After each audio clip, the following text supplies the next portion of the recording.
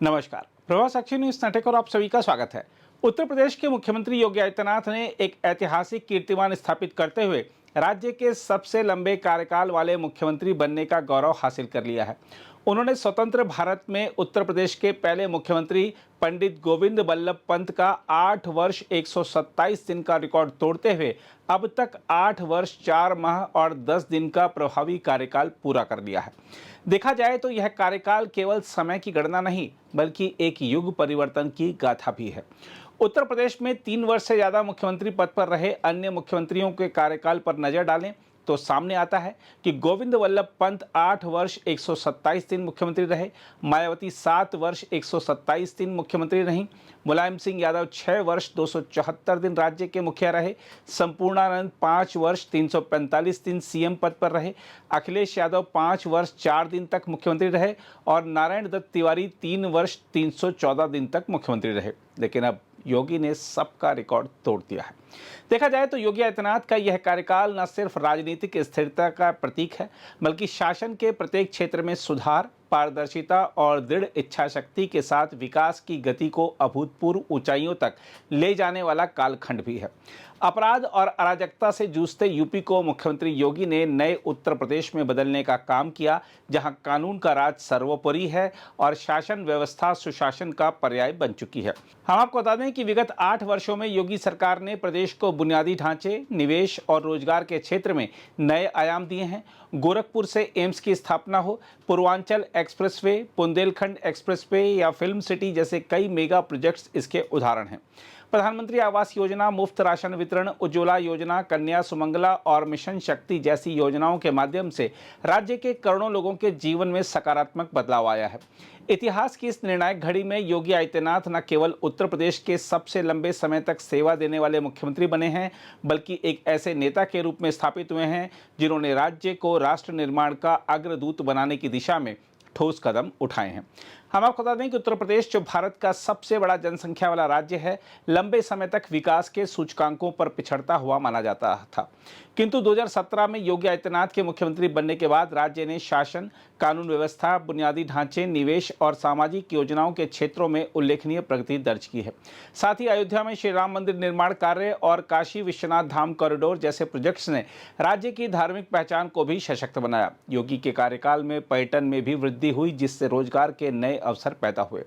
देखा जाए तो इसमें कोई दो राय नहीं है कि योगी आदित्यनाथ के नेतृत्व में उत्तर प्रदेश ने कानून व्यवस्था, बुनियादी ढांचे, निवेश, सामाजिक योजनाओं और सांस्कृतिक पुनर्जागरण जैसे क्षेत्रों में ठोस उपलब्धियां हासिल की हैं, परंतु अभी भी शिक्षा और स्वास्थ्य सेवाओं को और अधिक गुणवत्तापूर्ण बनाने की चुनौती बाकी है। लेकिन राज्य की विकास गति ने यह संकेत दे दिया है कि उत्तर प्रदेश अब केवल संभावनाओं का राज्य नहीं बल्कि एक उभरता हुआ विकास मॉडल बन चुका है। बहरहाल, आइए मुख्यमंत्री योगी के हालिया बयानों के आधार पर आपको सुनवाते हैं कैसे उत्तर प्रदेश के अंदर बड़ी मात्रा में निवेश आ रहा है और कैसे यह प्रदेश अब उत्सव प्रदेश के रूप में आगे बढ़ रहा है। मुझे याद है, आज से 8 वर्ष पहले उत्तर प्रदेश में पुलिस ट्रेनिंग की क्षमता केवल 3000 थी और आज ये 60,200 पुलिस कार्मिक, नौप्रशिक्षु एक साथ उत्तर प्रदेश पुलिस के ही प्रशिक्षण केंद्रों में, पीएसी वाहिनियों में प्रशिक्षण भी प्राप्त कर रहे हैं। यानी हमने इसकी क्षमता को कितना अधिक बढ़ाया है, यह अनुमान आप इसी से लगा सकते हैं कि 3000 से बढ़कर के हम आज 60,200 पुलिस कार्मिकों की भर्ती की प्रक्रिया को एक साथ संपन्न कर रहे हैं। मुझे याद है, जब मैं मुख्यमंत्री बना था, 2 ही महीने हुए थे, मैं अचानक एक दिन लखनऊ पुलिस लाइन के बैरक का निरीक्षण करने के लिए गया। अचानक जब मैंने वहां बैरक का निरीक्षण किया तो मैं भौचक था। टूटे हुए खपड़ेल के नीचे पुलिस के जवान जैसे तैसे वहां पे रह रहे थे। मेरे पुलिस लाइन में पहुंचने की खबर के बाद डीजीपी और अन्य अधिकारी भी दौड़े दौड़े वहां आए और मैंने उनको उस समय कहा था, मैंने कहा देखो, आज जो हमारी सबसे बड़ी समस्या है वह है उत्तर प्रदेश के सामने परसेप्शन का। बेहतर कानून व्यवस्था का, सुरक्षा का एक बेहतर माहौल बनाने का, इसके लिए हमें पुलिस की भर्ती भी करनी पड़ेगी और पुलिस के अवस्थापना सुविधाओं को भी बढ़ाना पड़ेगा।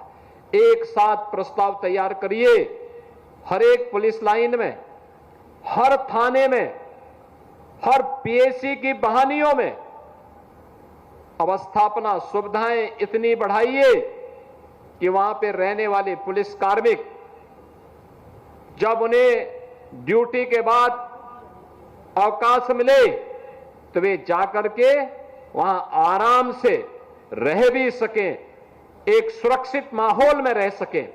इस प्रकार की एक व्यवस्था बनाइए। और आज मुझे प्रसन्नता है, उत्तर प्रदेश के अंदर हम लोगों ने हर पुलिस लाइन में, हर थाने में, हर पीएसी बहाली के लिए इसी प्रकार के लॉजिस्टिक को उपलब्ध करवाया है, जो यहां पे G+11 का आपको देखने को मिल रहा है। और जब मैं जाता हूं, बहुत सारे जनपद ऐसे हैं, उन जनपदों में आप जाएंगे तो उन जनपदों में जो सबसे ऊंची मीनार होगी, सबसे ऊंचा टावर जो आपको देखने को मिलता होगा, वह उत्तर प्रदेश पुलिस का ही बैरक होगा। और उत्तर प्रदेश पुलिस के उस बैरक को देख करके आप अंदाजा लगा सकते हैं कि फलाने जनपद का ये सबसे ऊंचा जो टावर है, ये बिल्डिंग है, यह उत्तर प्रदेश पुलिस के कार्मिकों के लिए जो अवस्थापना सुविधा उत्तर प्रदेश सरकार ने पिछले 8 वर्ष में तय की है, उसी का परिणाम है। बहनों और भाइयों, एक तरफ अवस्थापना सुविधाओं का विकास, दूसरी तरफ पुलिस की भर्ती की पारदर्शी व्यवस्था, और परिणाम वही है जो प्रदेश पहले दंगा प्रदेश माना जाता था। हर जनपद में कोई ना कोई बड़ा माफिया और गुंडा तबाही मचाया हुआ था। आज वही प्रदेश कानून व्यवस्था का एक मानक देश के अंदर प्रस्तुत कर रहा है। दंगा मुक्त, गुंडागिर्दी से मुक्त, माफिया से मुक्त, एक अनुशासित और उपद्रव प्रदेश से बदल करके अब एक अनुशासित और उत्सव प्रदेश के रूप में अपनी एक नई पहचान के साथ आगे बढ़ा है।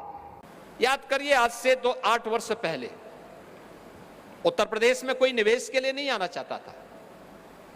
भय और दहशत का माहौल था, अराजकता की स्थिति थी, कोई सुरक्षित नहीं था, न बेटी सुरक्षित थी, न व्यापारी सुरक्षित था,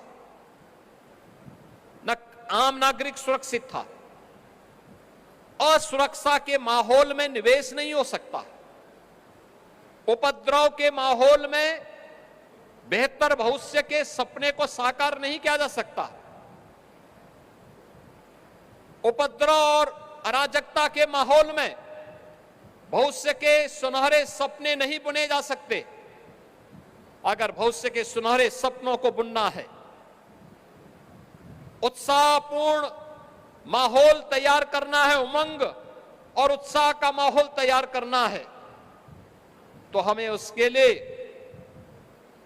बेहतरीन सुरक्षा और कानून व्यवस्था की स्थिति चाहिए।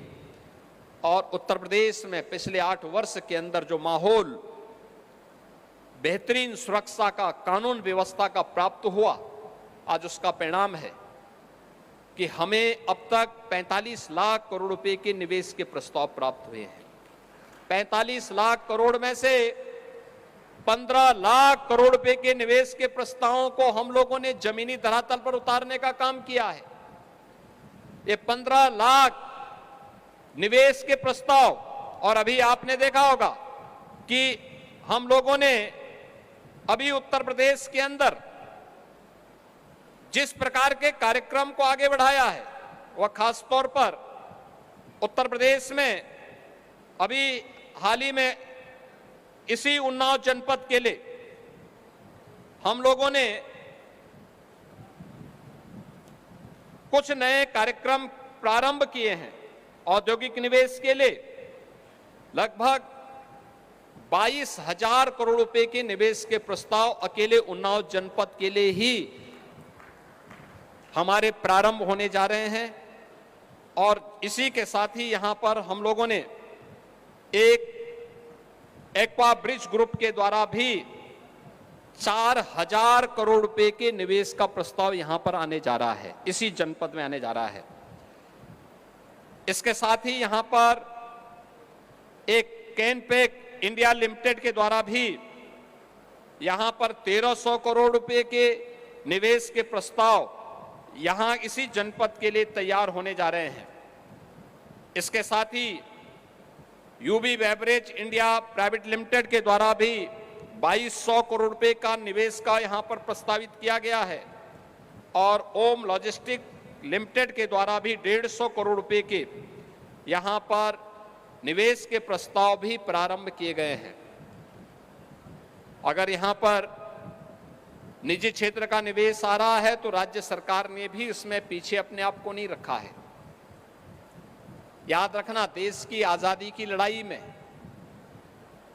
जो मैंने कहा था कि इसी माटी के सपूत शहीद गुलाब सिंह लोधी ने अंग्रेजों के छक्के छुड़ाने का काम किया था और उनकी स्मृति में बने हुए पुलिस प्रशिक्षण महाविद्यालय की क्षमता को हमने दुगनी किया है। यहां पर राज्य अग्निशमन प्रशिक्षण महाविद्यालय में भी 235 करोड़ रुपए के निवेश के प्रस्ताव के साथ सरकार कार्य कर रही है और यहां के साथ साथ हम लोगों ने लोक निर्माण विभाग के द्वारा, प्रदेश सरकार के द्वारा यहां पर तमाम अन्य इंफ्रास्ट्रक्चर के कार्य इस जनपद के लिए जहां तैयार किए जा रहे हैं। हम आपको यही बता दें कि मुख्यमंत्री योगी विपक्षी दलों पर उनकी नाकामियों को लेकर भी जोरदार निशाना साधते रहे हैं। आज वृक्षारोपण कार्यक्रम पर प्रश्न खड़ा करने वाले लोगों से मैं पूछना चाहता हूं, जब उनको अवसर मिला था तब वे लोग कुछ नहीं कर पाए। तब उन्होंने योजनाओं को भ्रष्टाचार का केंद्र बिंदु बनाया, लूटपाट का केंद्र बिंदु बनाया।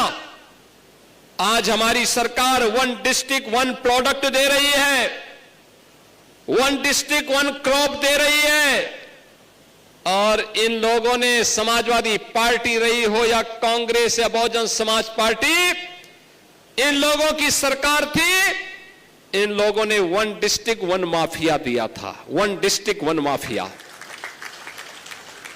इन लोगों ने परिवारवाद के नाम पर समाज में जहर घोलने का काम किया था।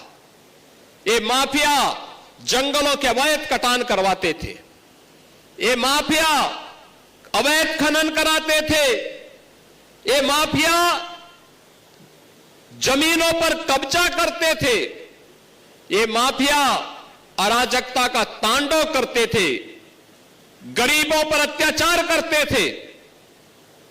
लेकिन अब माफिया प्रवृत्ति के खिलाफ जीरो टॉलरेंस की नीति का परिणाम प्रदेश भर में देखने को मिल रहा है। बहनों और भाइयों, आज उसी का परिणाम है। प्रदेश के नौजवानों के सामने अब पहचान का संकट नहीं है। अब प्रदेश का नौजवान देश के अंदर कहीं जाता है, पहले उसे पहचान छुपानी पड़ती थी, अब जब वो उत्तर प्रदेश का नाम बोलता है तो सामने वाले के चेहरे पर एक चमक होती है उत्तर प्रदेश के नाम को सुन करके। ये नई पहचान बनी है। अगर आप भी लेना चाहते हैं देश दुनिया की तमाम जानकारी तो आज ही सब्सक्राइब करें हमारे चैनल को। साथ ही नीचे दिए बेल आइकन को जरूर दबाएं ताकि हर अपडेट आप तक पहुंच सके।